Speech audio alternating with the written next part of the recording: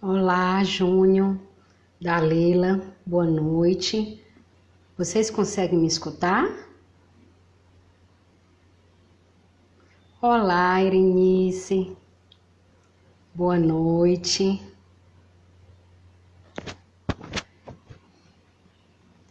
Vocês estão conseguindo me escutar bem, pessoal? Ok.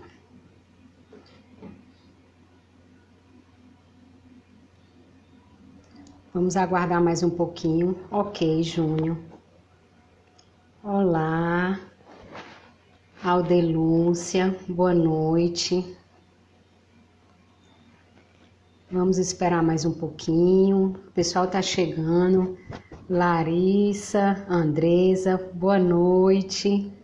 Boa noite, Larissa. Larissa, boa noite, Andresa. Estamos esperando o nosso convidado também. Olá, Itla. Obrigada, Andresa. Olá, Gláucia. Boa noite, pessoal.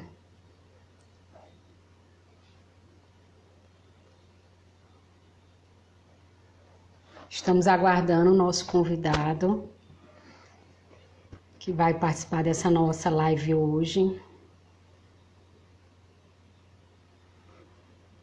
Boa noite, Gianluca, Edson.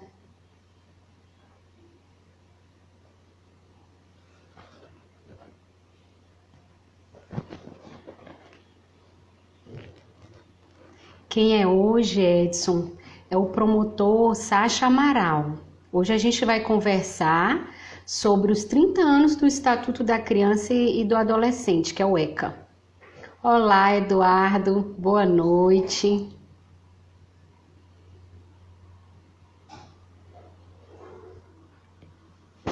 Deixa eu só avisar aqui para o nosso convidado que a gente já está aqui já com a live ativa. Porque às vezes dá um problema de conexão, né, pessoal? E às vezes pega de surpresa. Na semana passada eu fui pega de surpresa num problema de energia. Sim, Gianluca, certamente. Sasha é um excelente profissional. Rebeca, oi Rebeca, minha irmã de Fortaleza, sempre está aqui acompanhando também nossa live. O Sasha tá só, acho que talvez ele entrou outro perfil. Ele tá perguntando se é pelo perfil da OAB. Eu vou aqui. Eu acho que ele pode até ter se confundido do perfil. Mas vamos esperar aqui. A Andresa, pessoal, também sempre está presente nas nossas lives. A Andresa e Irenice, que são conselheiras do Condica. Irenice é vice-presidente do Condica, né? E a Andresa, olá, a Sasha já entrou. Olá, Sasha.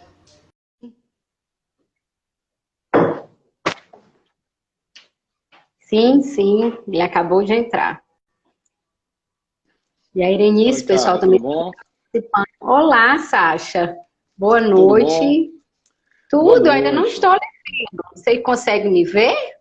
Eu tô te vendo, bem. Eu só estou escutando sua fala. Eu acho, Tá, será que sua tela vai aparecer? Vocês conseguem ver, pessoal, Sasha?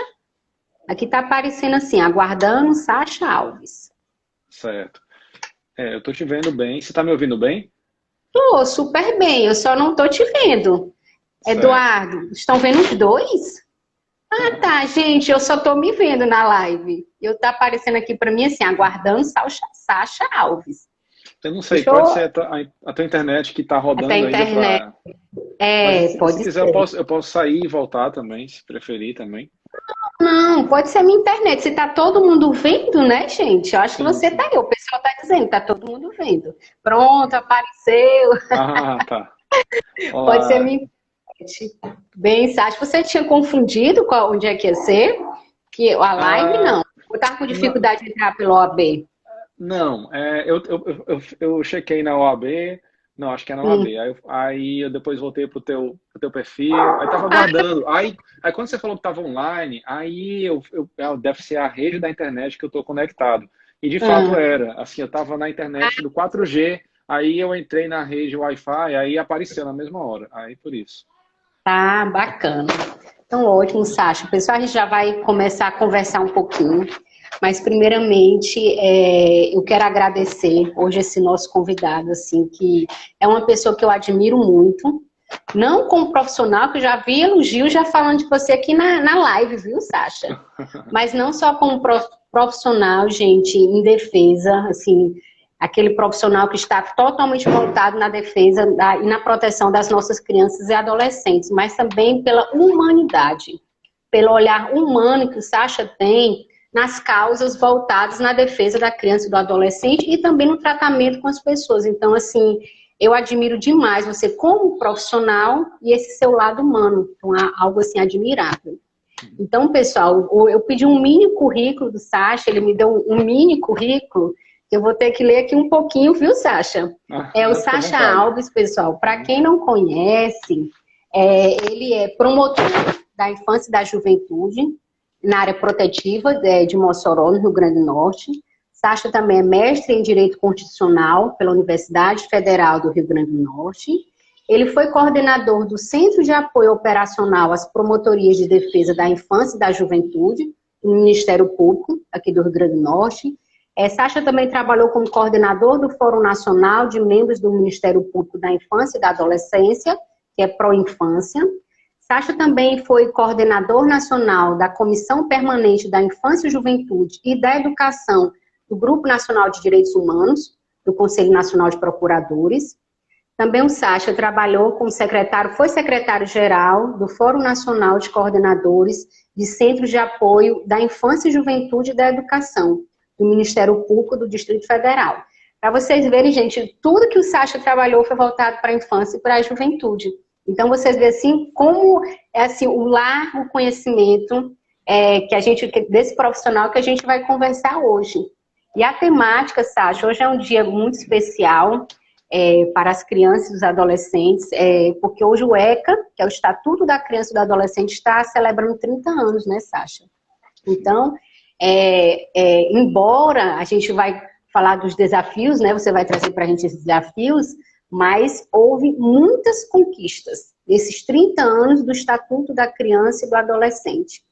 E hoje, pessoal, Sasha, que a gente estava participando de um congresso digital, né, um mega congresso digital, gente, sim, celebrando esses 30 anos, Sasha, eu escutei uma fala do ministro Toffoli, do STF, e que ele disse que eu falo que eu achei muito preocupante, pessoal.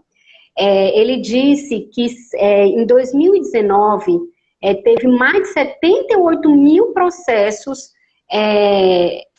por violação do direito das crianças e dos adolescentes.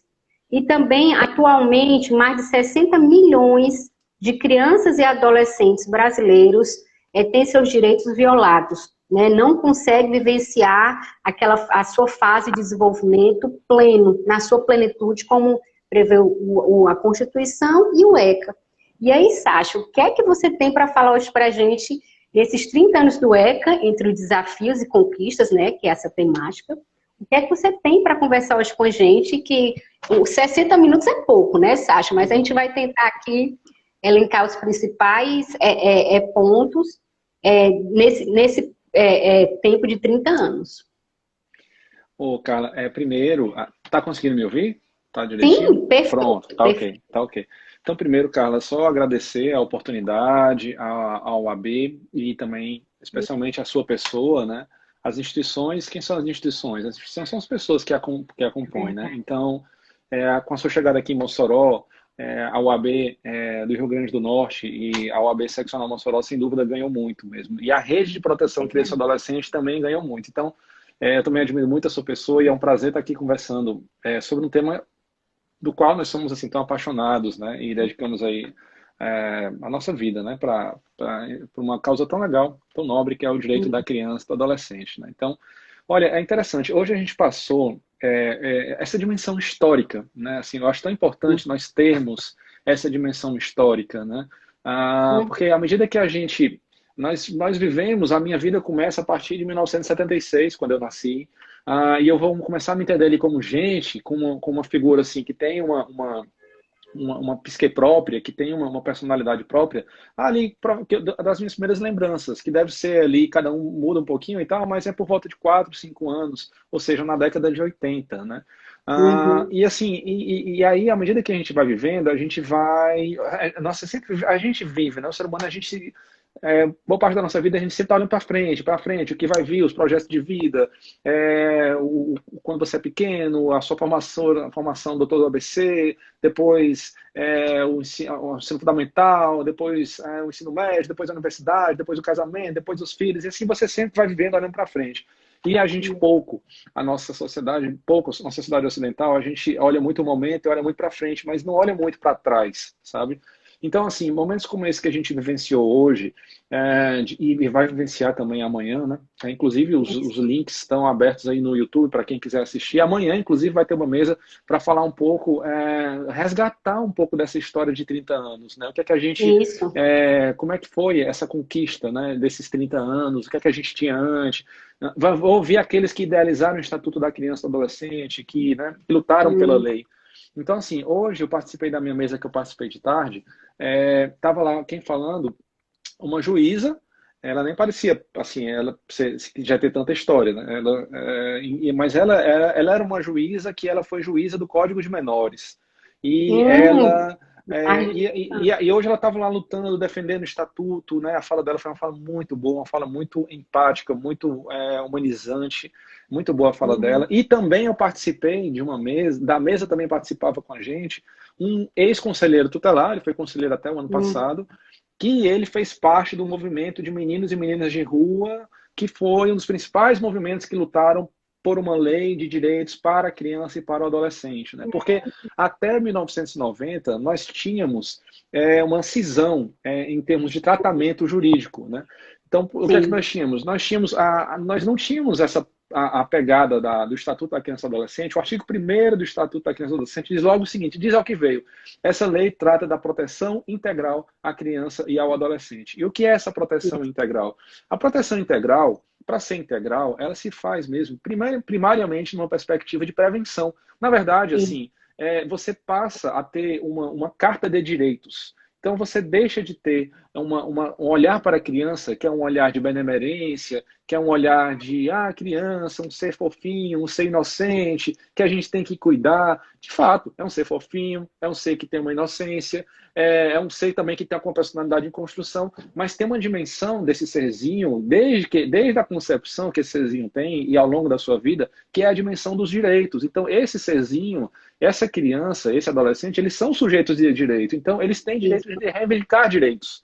Então, Que não tinha taxa. que não Antes do tinha. ECA, não O tinha. olhar, antes do Estatuto da Criança e do Adolescente, né, o artigo 1º do Código de Menores, do então Código de Menores que regia a matéria, falava essa lei trata da proteção e da vigilância a quem? Ao menor que esteja em situação irregular. Então, o olhar do Estado não era um olhar de direitos para a criança. Porque Uhum. como se garantia os direitos da criança? Se garantia da seguinte forma: não se garantia, na verdade, ele era garantido de forma indireta, ou seja, a criança estava protegida debaixo da sua família. Quando a família tinha condição de cuidar da sua criança, ok, garantia ali saúde, garantia educação, havia uma Uhum. esfera de proteção indireta que era através dos pais, mas não era autônoma enquanto criança, adolescente, sujeitos de direito. Agora, e aqueles que não tinham esses pais para cuidar, que os pais tiveram uma vida miserável, que os pais vieram de uma Uhum. geração de filhos de pretos, que antes eram filhos de outros pretos, que até não muito tempo estavam escravizados, né? E essa Uhum. massa de indigentes no nosso país, como é que se garantia os direitos? Não se Assistido, né? garantia. É. Eles ficavam desassistidos. E a lógica era da vigilância. Então tinha uma máxima Uhum. que regrava as relações do Estado naquela época, que dizia o seguinte: prender para proteger. Então, criança e adolescente na rua, você prendia. Qual era a prisão? Era mandar para uma FEBEM da vida, Fundação do Uhum. Bem-Estar do Menor. Então, e tudo isso acontecia à margem de processo. Não tinha debate na justiça em torno de, peraí, a gente vai tirar essa criança, vai tirar ela da rua e vamos colocar ali numa FEBEM. Mas o que é que os pais têm a dizer? A gente vai tirar essa criança aqui dos seus pais, o que é que os pais têm para falar? O que é que eles vão dizer para a justiça? Esses pais vão ter direito a ter advogado? A criança vai ter direito a ter advogado? Essa criança vai ficar nessa FEBEM por quanto tempo? Ela quer ficar na FEBEM? Então, assim, não tinha a esfera dos direitos, era uma esfera muito mais da benemerência do que propriamente dos direitos. Uhum. Então, esse evento que a gente participa, eu gosto muito de participar desse evento, eu gosto muito de participar aqueles que viveram, porque em 1990 eu tinha 13 anos. Eu estava até falando isso hoje, Não eu tinha lembro. 13 anos. Quem é mais velho já tem a realidade, né? Que viveu como você É, eu, é uma eu, juíza que trabalhou, né? Naquela época, então, exatamente. tá Exatamente. maravilha. Então, era assim, o que eu sei desse movimento é das leituras que eu fui tendo depois, Uhum, né, que eu fui me especializando, aí eu fui resgatando, vendo as leituras, isso. tentando ampliar um pouco a minha dimensão histórica da construção dos direitos. Porque essa é uma questão, nós perdemos a dimensão histórica da construção dos direitos e daí a gente passa a Uhum, desvalorizar. Direitos humanos, direito de bandido, não, gente. Direitos humanos era o direito que evitava a tortura do cidadão quando o Estado isso. chegava e tocava o terror. Então, os direitos humanos Uhum, têm uma construção histórica e a gente não pode banalizar isso.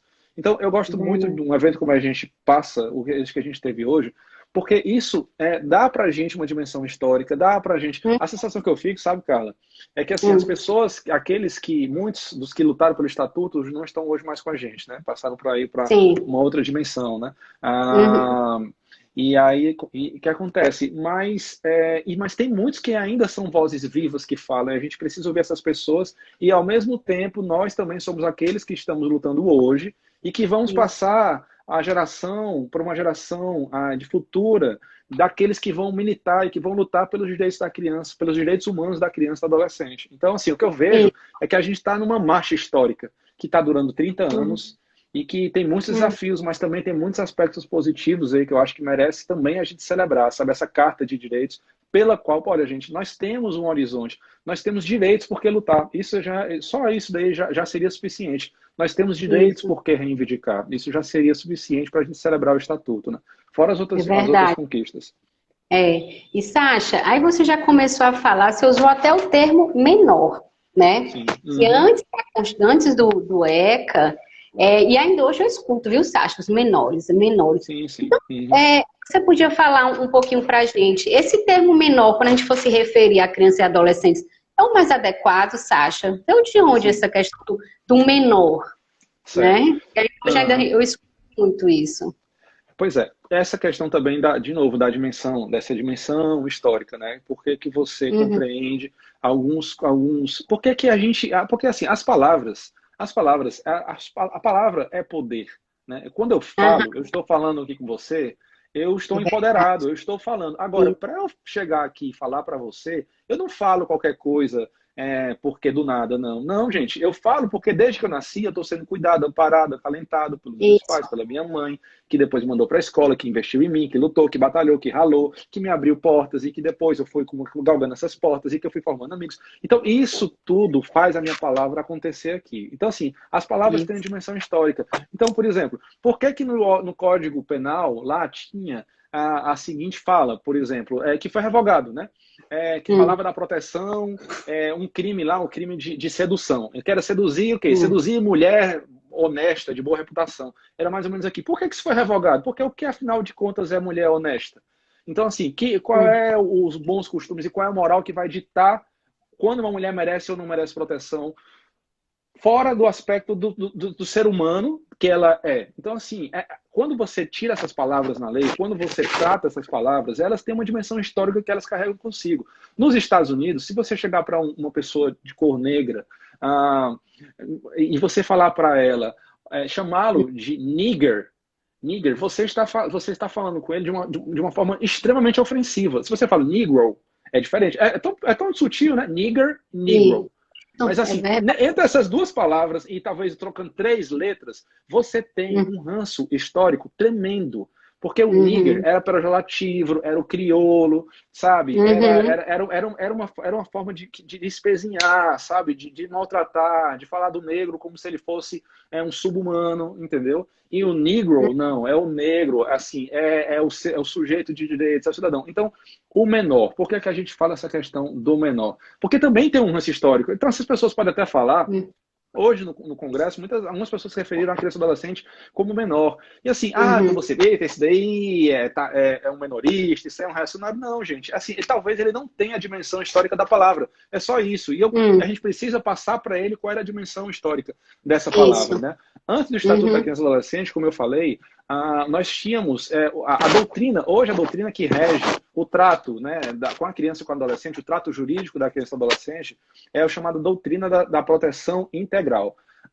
O que é a proteção integral? É essa proteção que se dá de forma preventiva, é você fugir da lógica de apagar o fogo, né? Só quando o problema está instaurado é que o Estado chega. Não, gente, o Estado tem que chegar muito antes, o Estado tem que chegar na política de saúde, na política de assistência, através da sociedade, através da família. Ali é que chega a proteção para a criança e para o adolescente. Né? Mas antes não era assim. Antes, o olhar do Estado, especificamente para a criança e para o adolescente, era na situação chamada situação irregular. E nesses momentos, ele passava a se referir à criança e adolescente, não como criança e adolescente, mas à situação irregular do menor. Por isso que se fala assim, nós tínhamos as crianças e adolescentes, nós tínhamos os menores. Os que estavam na rua eram os menores. E as crianças e adolescentes que estavam lá com as suas famílias, indo para a escola, direitos garantidos, eram criança e adolescente. Mas isso gerou uma cisão, de forma que você teve, historicamente, todo aquele processo de exclusão, da escravatura, na qual a nossa nação foi forjada, você teve com a criança e com o adolescente, você teve a institucionalização desse processo de segregação social, e esse fosso ele foi só se afastando, se afastando, se afastando, se afastando, se afastando, né? Então, isso aí, o Estado olhava para a criança e para o adolescente de uma forma benemerente, de um bem-estar social, fora da lógica do direito, né? Naquela época era uma assistencialista. Exatamente. E isso daí, na verdade, era um movimento, na verdade, global, porque essa é uma construção, o Brasil se insere no contexto global, né? E no contexto global, ali até mais ou menos o começo do século XX, e sobretudo até meados do século XX, o olhar do estado da criança para o adolescente, ele é um olhar muito assistencialista, né? E veja, aqui no Brasil nós nos pautávamos, né, nesse binômio, chamado binômio, o olhar para a criança e para o adolescente era dentro desse binômio, carência e delinquência. Então você só olhava para o menor no contexto de carência e delinquência.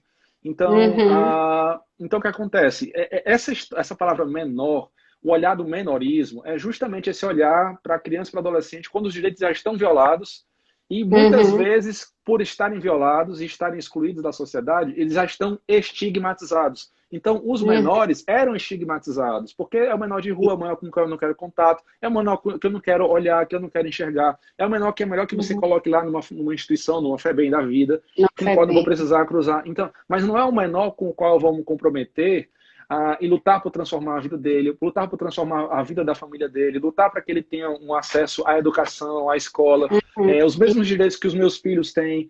Então, assim, o ranço histórico da palavra menor que ele traz consigo, sabe, Carla? É por isso que a gente evita falar, porque quando o Estatuto Bem fala o seguinte, não tem mais menor. Do ponto de vista jurídico, legal, não existe mais menor. Não existe mais mulher de boa fama, para ser protegida. Quer dizer, o de menor não existe mais, né? O de menor, que é de menor. Não. Juridicamente falando, não. Então, pessoal, depois dessa aula aqui do Sacha, você já sabe que a gente não usa mais menor. Agora é criança e adolescente. Porque como a gente escuta muito, Sacha, e aí é bom esse esclarecimento, né? Para as pessoas, como você está falando, tem que voltar aí para todo o histórico para entender por que tinha esse nome menor, não é isso?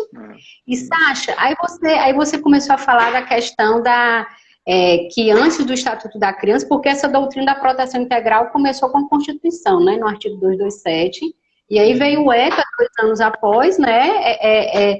Dar uma força para a Constituição e vai colocar vários direitos que até então não tinham. E aí, o que a gente pode elencar, Sacha? A gente sabe que é uma carta extensa de direitos que essas crianças têm, e não só direitos, e também trouxe obrigação, né? Para a família, para o Estado e para a sociedade, porque hoje a gente não tem como escapar. Se você não é da família, mas você é da sociedade, você é Estado, então você tem obrigação de proteger as crianças e os adolescentes. E, Sacha, aí como é que a gente começa a falar, você já falou dessa doutrina da proteção integral, e o que a gente poderia elencar, né? Sabendo que o ECA teve inúmeras alterações, ele não ficou estático, né? Esses 30 anos ele não é estático, teve várias outras leis que trouxeram alterações. O que a gente pode elencar aqui de mudanças em relação à codificação anterior? Certo. É interessante que o Brasil, nós tivemos a sorte... Sacha, só coloca um acréscimo aqui. André, inclusive, é minha irmã, ela mora lá em São Paulo, ela está falando assim, olha, menor era sempre mirim, Lá em Exatamente. Fortaleza, a gente fala muito, Exatamente. né? Mirim. Isso era um menor infrator, Isso. estigmatizado, ótimo. A minha mãe até Isso, entrou isso. também para escutar Isso. a Ah, gente, legal. ó, Pronto, eu justamente fazer esse recorte interessante. Era o menor, era o mirim, era o pichote. Eu ouvia muito essa expressão quando era pequeno, pichote, sabe? uhum, Era eu escutei muito trombadinha e tal. Pois isso. é, então assim, era muito assim, realmente, isso aí eu ouvia, né, assim, essas expressões todas, e eram expressões justamente que davam um esquadro e que colocava a criança ou adolescente naquelas circunstâncias, naquele contexto. E É, Sasha, é só falando rapidinho disso, porque assim, aí naquela época dos nossos pais, não uhum, existia o ECA, né? Então, sim. os nossos pais falavam menor, e aí a gente foi crescendo, reproduzindo menor, menor, menor. Acho que é por isso que ainda hoje tem muito isso, É e a isso, gente não exato. percebe essa atualização, enfim. Mas É. vamos lá, o que a gente pode dizer Assim, e dessas. não tem, e sabe, gente, não tem problema. Assim, eu vejo gente que tem assim um olhar legal, social para criança, para adolescente e usa a expressão menor. Quando eu escuto, Uhum. assim, ok, eu não rasgo as minhas vestes, nem meu Deus do céu, que Sim, está falando absurdo. Não, gente, é só uma questão de conversar, dialogar e até assim, se a pessoa quiser continuar falando menor, ok. Mas se ela tiver uma uhum. prática social que seja uma prática assim, que seja condizente com a proteção integral, ok. Agora, se ela puder casar prática com discurso, melhor. Então, eu, Isso. particularmente, vejo melhor, entendeu? Agora, com relação ao Brasil, nós tivemos sorte, porque, assim, desde ali da década de 70, a Nações Unidas, então agora Nações Unidas, porque nós tínhamos, antes da convenção, porque assim, olha só, 1959, depois da guerra, naquele processo lá de proteger os direitos, numa perspectiva dos titulares dos direitos, então, assim, depois passa-se a ter um processo, depois da guerra, o direito universal, ele passa a se preocupar com atores específicos. Então, teve Uhum. normas de proteção à mulher, normas de proteção às pessoas vulneráveis, mais recentemente, norma de proteção à pessoa com deficiência. E um dos primeiros protegidos, assim, em termos de destinatários, foi justamente a criança e adolescente, em 1959. Hum. A ONU lança a Declaração dos Direitos da Criança, que não tinha essa força de direito, mas tinha um conteúdo principiológico, moral muito forte para as nações. É um mínimo, né? Antes disso, no começo do século XX, teve a Declaração de Genebra, ali era uma esfera de proteção que era mais assim para resguardar situações de risco, situações de calamidade, situações de guerra. Depois veio a declaração, e quando foi na década de 70, as Nações Unidas falam: nós precisamos agora repensar essa declaração para que nós possamos ter agora uma convenção, uma Carta de Direitos Internacional, que trate Hum. da criança e do adolescente. Então, desde 70, começa-se a ter uma série de reuniões, de especialistas se reunindo para pensar na elaboração de um processo de discussão de política, de forças internacionais em torno daquela carta, né, em busca de uma carta. E essa carta, ela veio a se concretizar em 1989. Veja, a nossa Hum. Constituição. Então, nesse período dessa Hum. Constituição Internacional da Criança e do Adolescente, que é a Convenção dos Direitos da Criança, a nossa Hum. Constituição é de 88, e em Isso. 89 vem a carta. Então, quer dizer, Hum. quando o Brasil, o artigo 227 da Constituição, ele é um fruto de forças nacionais e forças internacionais também. Então, nós ali, naquele Hum. momento histórico, abria-se uma janela de repensar a proteção da criança e do adolescente, e o Brasil, Isso. naquela janela que é aberta, o Brasil bebe daquela fonte, e aí cristaliza o artigo 227 da Constituição, que diz que Uhum. criança e adolescente são da responsabilidade, todos têm a responsabilidade, família, sociedade e Estado, de garantir todos os direitos fundamentais para crianças e adolescentes com absoluta prioridade, do artigo Isso. 227. E quando vem ali em 1990, 2 anos, então, 88 a Constituição, 89 a Convenção, e 90 o Estatuto da Criança e do Adolescente. E o Uhum. Estatuto, ele pegou toda aquela discussão e ele pegou aquilo e ele espraiou, né? Ele criou Uhum. uma regra, um catálogo de direitos. Né? Então, o que acontece? Passaram-se a prever direitos para a criança e para o adolescente. Então, direitos. Por que que a questão da mortalidade infantil caiu tanto de 30 anos para cá. A gente crescia vendo números assim assustadores de crianças que morriam, taxa de mortalidade infantil dos neonatos. Quantas crianças não padeceram de males como a poliomielite, por aí vai, né? Então, assim, a própria universalização do SUS também, assim, ou seja, antes o SUS, Sistema Único de Saúde, era só para quem tinha carteira de trabalho assinada. Então, há um processo de universalização do direito à saúde. As pessoas falam... escolar, né, também, A Sacha? evasão escolar, exato. Então, foram várias conquistas. E Sacha, em relação a instrumentos que protegem, a órgãos protetivos, o que é que o ECA vem trazer? Porque antes já foi colocado que o Estado não tinha esse olhar sobre as crianças e os adolescentes, né? Esse olhar não era uma proteção, era um caráter assistencialista. Essa proteção era mais voltada para aquelas crianças que estavam desassistidas, ou aquelas, por exemplo, que tinham sido abandonadas pelos pais, aquelas crianças e adolescentes que tinham cometido alguma infração penal, né? E aí, como é que, com a chegada do ECA, como é que ficou a questão das instituições protetivas? Pronto, perfeito. Era justamente o outro ponto que eu ia entrar, Carla. Era justamente essa questão.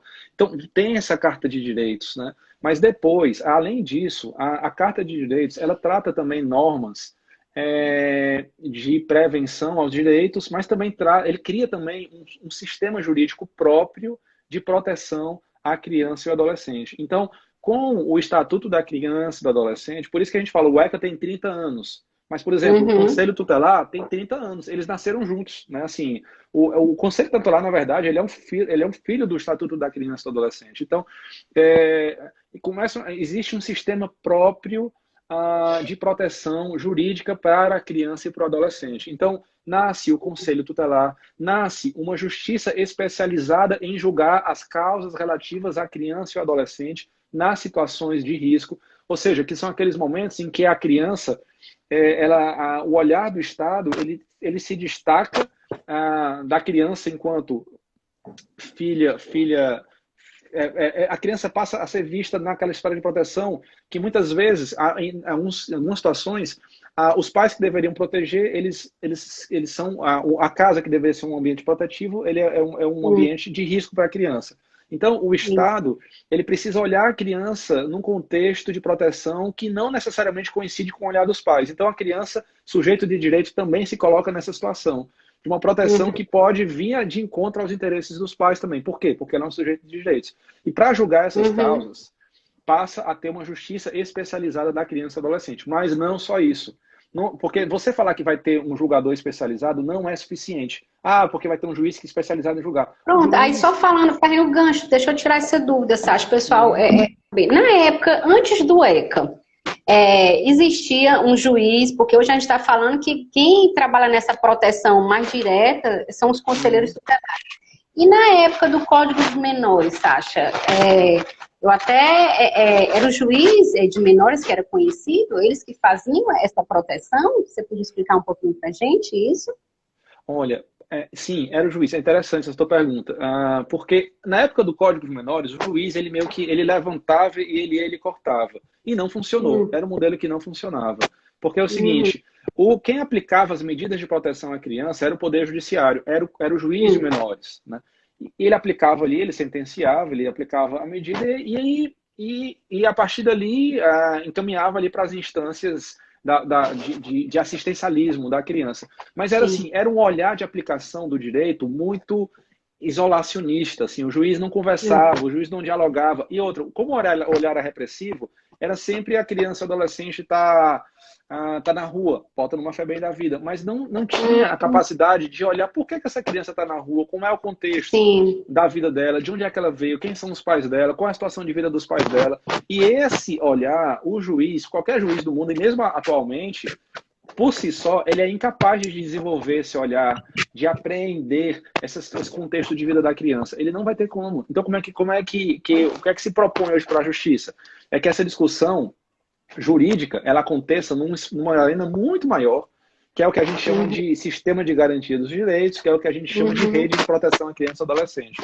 Então, veja, por isso que a gente na justiça hoje, quando a gente debate situações de criança e no Ministério Público, quando a gente está debatendo com a rede, é uma discussão bastante ampla de que participam atores da área da saúde, da área da assistência social, o Conselho Tutelar, que vai ajudar a gente a compreender e a exarar as nossas sentenças, as nossas decisões, as nossas ações, né? Isso está respaldado no olhar de rede. E não só isso, mas também ouvir o que a própria criança, sobretudo, o que a própria criança, o que o próprio adolescente, o que os próprios pais têm a dizer a respeito daquela situação que ele está vivenciando de estar na justiça, entendeu? Então, antes, a figura do juiz de menores não tinha essa relação, a gente falava que era uma relação piramidal, né? O juiz sentenciava e o resto só fazia cumprir a sentença. Hoje não, é horizontal. A sentença que sai do juiz, essa sentença, ela é para ser um mosaico de olhares, é para ser um mosaico de discussões, é para ser um mosaico, um grande quadro, em que tem ali os debates, os pontos e os contrapontos que todos os atores da rede e a própria criança e a própria adolescente e os próprios familiares têm o direito de fazer, de colocar ali a sua pedrinha naquele mosaico, naquele quadro que vai compor o que é uma sentença na área da criança e do adolescente. Lembrando que o que é o Conselho Tutelar? O Conselho Tutelar, a origem dele veio da figura do juiz. Então, assim, o juiz, ele que aplicava aquelas medidas de proteção, e eram bem poucas, eram umas 2, 3 medidas de proteção, aquele poder de aplicar a medida de proteção, ele se desgarra do juiz. O juiz, o que é que o juiz faz hoje? O juiz julga. O juiz julga. Basicamente é isso. Aplicar a medida de proteção? Não, não é a função do juiz. Promover socialmente a criança? Não, não é. Quando a justiça promove socialmente, é uma anomalia, no sentido de quando o juiz determina que a criança tem a vaga numa escola, é uma anomalia, porque não é do sistema jurídico. Por quê? Porque quando o juiz faz isso, ele faz isso por uma situação específica que foi judicializada. Só que essa situação, para ser judicializada, ela passou muitos filtros até chegar na justiça, né? Então, nem toda família vai ter condição de levar a causa dela para a justiça. Então, a ideia é que a promoção se aconteça não na esfera da política pública, mais ampla da promoção. Então, esse poder do juiz se desgarra dele e ele entregue para quem? Para pessoas da própria sociedade, que é o Conselho Tutelar, que são pessoas, por isso, escolhidas pela própria comunidade, que vão dizer quem são aqueles que nós entendemos que são os mais aptos a zelar pelos direitos de nossa criança. Isso. E já que você falou, aqui o Eduardo está até colocando, eu não sei se você conhece Eduardo Azevedo, Sacha. Ele é auditor do trabalho aqui em Mossoró. Ele também assim, tem uma atuação, um olhar bem diferenciado para as crianças e os adolescentes. E ele já vem colocando que muitas crianças e adolescentes aqui de Mossoró estão entrando no mundo das drogas. E ele vem colocar, né, que o olhar de cada integrante da rede de proteção é fundamental para a análise, né, dessa realidade que a gente vai falando.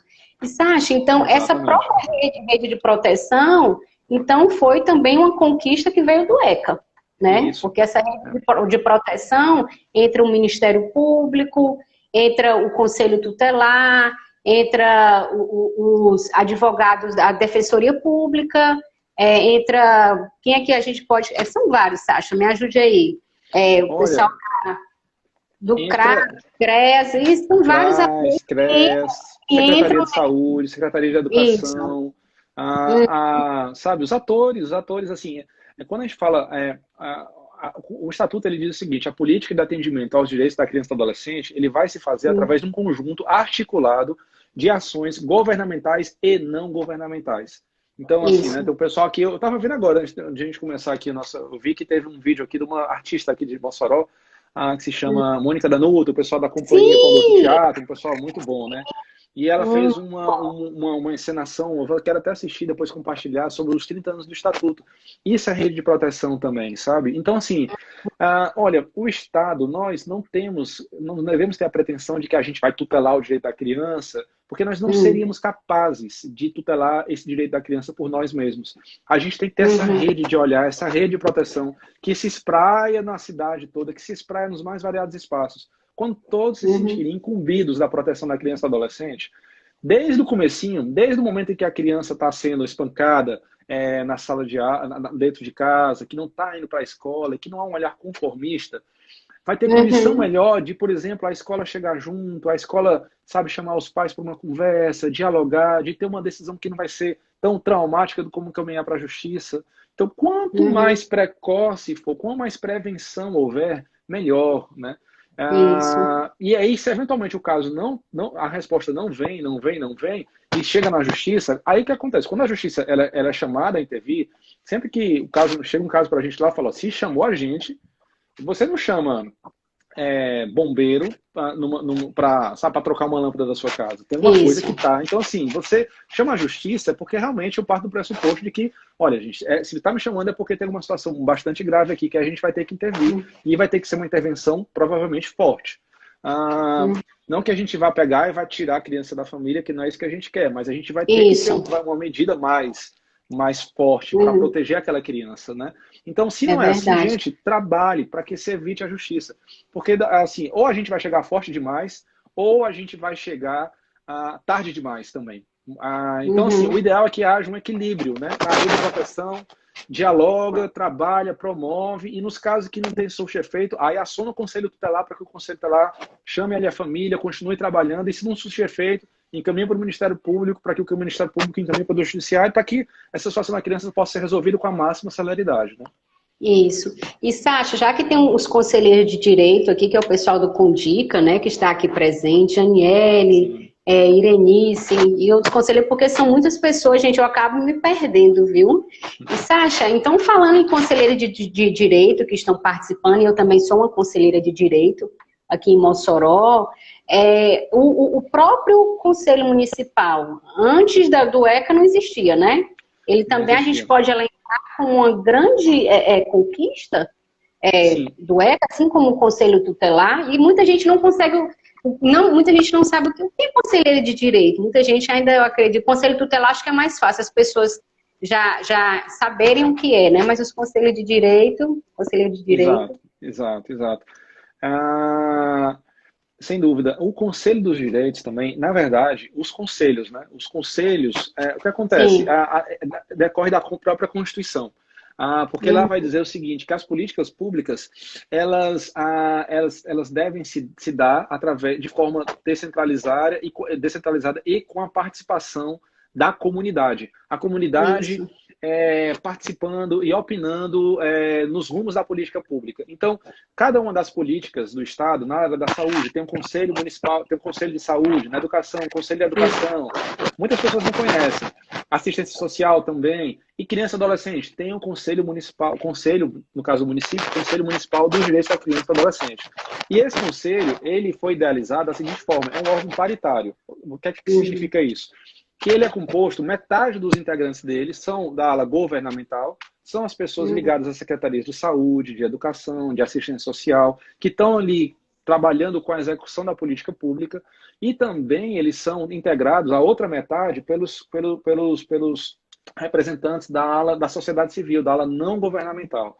E aí é muito importante você ter esse equilíbrio, porque os técnicos que Uhum. trabalham, que são da área da política pública, eles vão ter um olhar de política pública, das estatísticas, de como é que está epidemiologicamente, como é que se distribui a questão da violência contra a criança na cidade, quais são as janelas de oportunidade da política pública. Só que a sociedade civil participando também é aquela que não vai se Tem outro, conformar, que vai o tem outro outro olhar, olhar. o olhar, exato. Porque assim, o poder público vai falar, não, nós estamos aqui trabalhando com a população em situação de rua, e a sociedade civil vai falar o seguinte, ok, mas eu estou continuando vendo criança na rua. O que é que a gente pode fazer Uhum. sobre isso? Então, assim, esse contrabalançar de olhar para encontrar um equilíbrio, para aproximar um pouco mais o tempo do Estado do tempo da sociedade, que é mais célere do que o do Estado, para fazer essa aproximação. Essa é uma idealização, né, da Constituição, e o Estatuto foi uma das primeiras leis que pegou e materializou isso na criação do Uhum. Conselho Municipal dos Direitos da Criança e do Adolescente. Né? Então, foi também um super ganho. E assim, eu fico muito feliz de ver que hoje, Mossoró tem um Conselho dos Direitos da Criança e do Adolescente que é um conselho atuante, né? Assim, eu digo, e do qual eu tenho a honra de participar e faço questão de participar todos os meses das reuniões plenárias. E não só eu, o Conselho Tutelar também tem participado e tem sido um grande ganho também. Com E certeza. a sociedade toda, assim, quanto mais houver participação, melhor, todos saem ganhando. Né? Então, assim, o Conselho Isso. é isso, o Conselho é um espaço vivo que pensa a política pública e que chama a sociedade para pensar junto com os gestores a política pública da criança e do adolescente. Né? Agora, muitas pessoas Isso. desconhecem, mas, gente, é um trabalho que, assim, a gente vai ganhando força. É uma onda que vai crescente, crescente, né? Tanto que Mossoró vem nos últimos, de 3 anos para cá, já melhorou, já evoluiu muito a discussão, né? Que maravilha. E só, como você já colocou, existe o Conselho Municipal, né, estadual e também o nacional, desse direito das crianças e dos adolescentes. E, Sacha, e falando ainda em conselho, todos os municípios, embora o ECA preveja isso, também a Constituição fale, mas todos os municípios têm esse conselho de direitos? Só fazer um registro, né? Tô com, além das pessoas queridas que estão participando aqui de Mossoró, também entrou um querido amigo meu, né? Promotor de justiça lá, uma das maiores referências na área da convivência familiar do país, no Ministério Público, doutor amigo, né? André Tuma. E agora o doutor Eduardo também, vixe, uns amigos aqui queridos, Ministério Público, Olá. grandes referências humanas para mim. Então é um prazer tê-los aqui também, gente. Esse o Eduardo também conheci porque é pai de uma amiga da minha filha. Aí depois eu acabei vendo. Sim. Ele é seu amigo, eu falei assim, gente, que bacana, todo mundo se conhece, né? Muito bacana aqui em Mossoró. E as redes sociais se aproximam também, né? Assim, isso, com certeza. Isso, pois obrigada, viu, Eduardo e Tuma, aqui pela presença de vocês nessa live. E, Sacha, aí só voltando para a discussão. E falando essa questão da importância do Conselho de Direitos, né? Nessa proteção, na elaboração de políticas públicas voltadas para as crianças e para os adolescentes, em todo município tem esse... Aqui a gente chama de CONDICA, né? É o CMDC. Exato. Olha, todo município é para ter. Agora o que acontece é que a maioria dos municípios brasileiros não tem, ou tem no papel e não está acontecendo. Então, assim, é uma das coisas que eu falo, uma das, digamos assim, de pautas, né, que eu coloco para se pensar a política da criança e do adolescente, né? E essa, inclusive, tem sido uma das minhas estratégias na promotoria de justiça, né? Por muito tempo eu ouvi de muitos colegas, não, o estatuto não é uma lei que não presta, que não pega, né? Eu falei, gente, assim, presta e pega. Se tiver vontade política, vai pegar e vai prestar. Então, assim, aqui em Mossoró, minha estratégia também, enquanto né, órgão que cuida ali da fiscalização da política pública, é também acompanhar para que as instituições elas trabalhem, elas cumpram o seu papel, alcancem seus objetivos e que nós possamos falar, gente, funciona. Aqui na minha cidade tem um conselho tutelar que está fazendo o trabalho deles, que nessa pandemia não ficou dentro de casa, com certeza. Rua, que eles são chamados, que a gente está se articulando, que eles me ligam às vezes final de semana de noite, vamos parar aqui, vamos atender, ou para mim, ou o meu assessor Ivo, e vamos aqui para atender o tempo daquela criança, que é um tempo urgente. Então, assim, e o Conselho dos Direitos também. Aqui em Mossoró, e tem tido essa discussão tem ganhado força, né? O Fundo da Infância de Mossoró voltou a funcionar, está funcionando, e agora está numa fase interna de organização da casa, né? Tem recebido até um apoio muito importante de um colega do Ministério Público, né, que você conhece, que é o Carlos Henrique Rappercock, que está ajudando vai ajudar o Conselho na gestão do Fundo da Infância de uma forma escorreita, de uma forma à luz do orçamento, das leis orçamentárias. Então, assim, esses institutos aqui em Mossoró, eles têm assim, saído de fato do papel, né? As discussões que nós temos tido mês a mês na plenária do CONDICA, às vezes na promotoria eu consigo antever o que eu vou fazer participando da reunião do CONDICA, porque eu sei lá que a política pública está arrumando para cá. Opa, se está arrumando para cá, é uma janela de oportunidade em que a minha ação enquanto Ministério Público vai para cá também, para saber se eles vão chegar ali mesmo, para saber como a gente pode colaborar nesse processo também, entendeu? Então, assim, agora sim, a maioria dos municípios, infelizmente ainda, os conselhos são realidades que não saem do papel, mas eu acredito que sim, é possível, yes we can, e eu espero que aqui em Mossoró nós possamos ser exemplos para outros municípios, né? E referência para outros municípios, né? E falando nessas reuniões, gente, a gente não tá, principalmente esse período de pandemia, Sacha, a gente não está tendo só reuniões ordinárias, né? A gente está tendo inúmeras reuniões durante um mês, inclusive agora na quinta, 15 e 16, a gente eu já disse que não é uma reunião ampliada, vai ser quase um fórum, né, Sacha, um seminário, porque a gente vai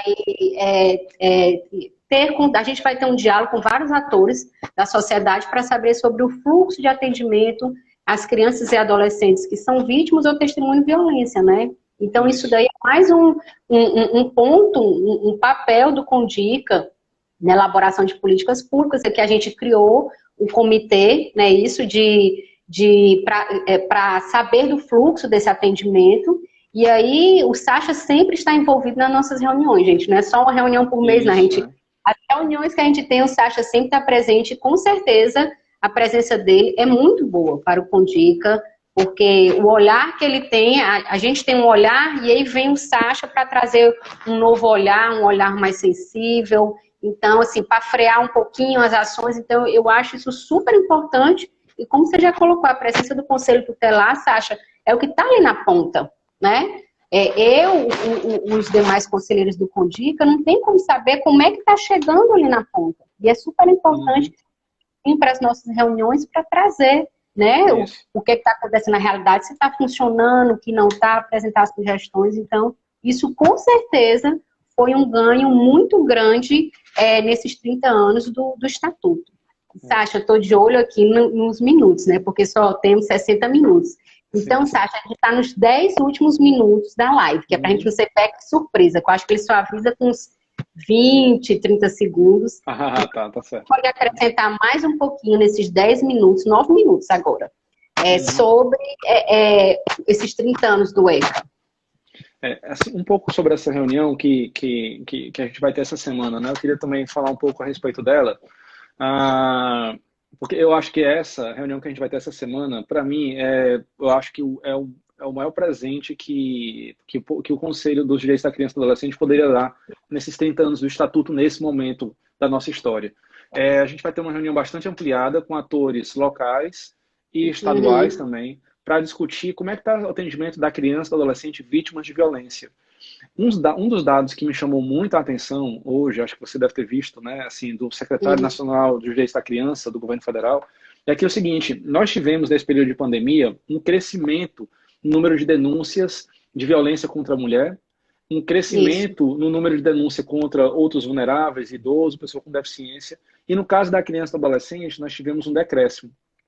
Então está diminuindo a violência. Não, pelo contrário. Essa violência ela está ficando invisível, porque a criança é um ser vulnerável e quem fala por ela, muitas vezes, aquele que deve falar pela criança é o que está violando o direito da criança. É verdade. As estatísticas falam que muitas dessas violências acontecem no contexto doméstico de confiança da criança. Então, é muito importante que nós tenhamos uma rede de proteção à criança que seja hiper sensível a violência contra a criança.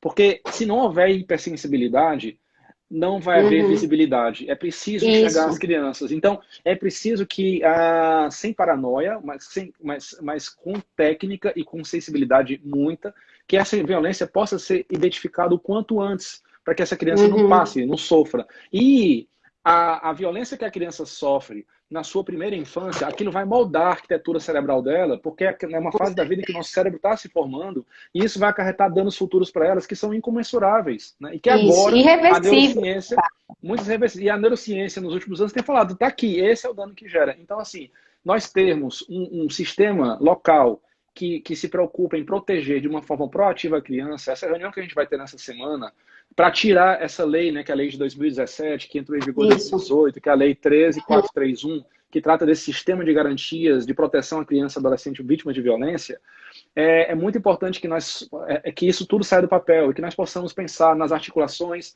na capacitação, na estruturação dos órgãos, Conselho Tutelar, ITEP, na estruturação dos órgãos de atendimento nos hospitais, porque nós temos um hospital aqui em Mossoró que faz o atendimento, que tem um centro de referência, que foi fruto de um trabalho do Ministério Público com o Conselho Municipal dos Direitos e com a Prefeitura, mas que ainda só atende meninas, que tem que atender menino, e que não faz sentido se um menino sofre uma violência, que ele já vai ser estigmatizado, porque um menino que sofreu violência sexual vai ser taxado de gay, como se gay fosse ser um problema ser gay, ou seja, vai ter todo um estigma que vai sair, carregar frutos de preconceitos. Então, assim, é muito importante que nós tenhamos uma rede estruturada para que nós possamos tratar dessa questão da violência da forma contextualizada que ela precisa ser. Então, eu queria falar assim, nessa mensagem de 30 anos, trazer essa questão. Gente, qual é o presente que nós vamos dar para o Estatuto? Olha, gente, só o melhor presente que você dá para o Estatuto é trabalho. Trabalhe, faça a sua função, cumpra a sua carga. Faça o seguinte, você tem filhos, eu tenho filhos. Você tem que cuidar da sua casa, eu tenho que cuidar da minha casa. Trabalhe suas 8 horas por dia, faça o seu melhor ali, entendeu? Faça um trabalho tentando acreditar, tentando encontrar pessoas que vão estar dispostas a somar a você. Então, assim, esse é o grande presente que a gente pode dar para o Estatuto nesses 30 anos. É trabalho mesmo, é trabalho, somar forças com quem quer trabalhar. Isso. E falando aqui da importância dessa rede de proteção, Sacha, é a Rebeca, que é a minha irmã, que é educadora lá no Ceará, porque você sabe que os professores são importantíssimos, já que a gente está falando de violência, né? São importantíssimos para identificar não só a violência, qualquer problema que uma criança ou um adolescente apresente. Então, ela está dizendo como é importante esse trabalho dos atores em conjunto para poder proteger as crianças e os adolescentes. E a Andrea está colocando aqui que em São Paulo eles têm um CRAVI, que é um núcleo de atendimento a crianças e testemunhos de violência, né? Que é o que a gente está falando. Então, muito bacana, pessoal. Deixa eu só falar mais uma fala aqui que estão colocando. O Fábio Delano, que é do SEDECA, do Ceará. Olá, Fábio. Parabeniza a live. Muitas outras devem ser feitas. Me coloca à disposição para compartilhar. Muito obrigada, viu, Ótimo. Fábio? Sasha, e aí eu quero finalizar. O pessoal do SEDECA do Ceará tem um trabalho muito bom, viu?